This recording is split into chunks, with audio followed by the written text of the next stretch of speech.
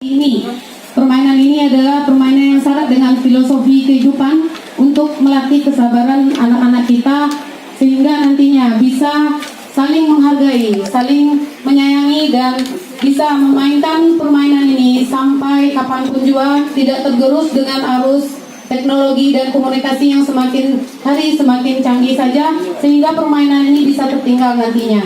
Tapi dengan masih adanya permainan ini, maka kami dari anak-anak Nagari Kelurahan Kampung Olo masih melestarikan permainan ini sampai hari ini.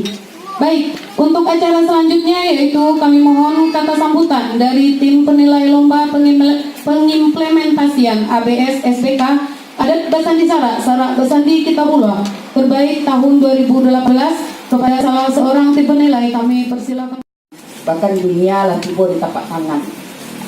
Jadi baca lihat keadaan tadi apa yang ditampilkan dari Kampung Olo. Sudah tu ada lecek lah ibu-ibu awak tadi yang menampilkan dari bidang. Itu juga sebuah apresiasi. Tak perlu seakan awak ibu-ibu awak mengirik anak-anak awak.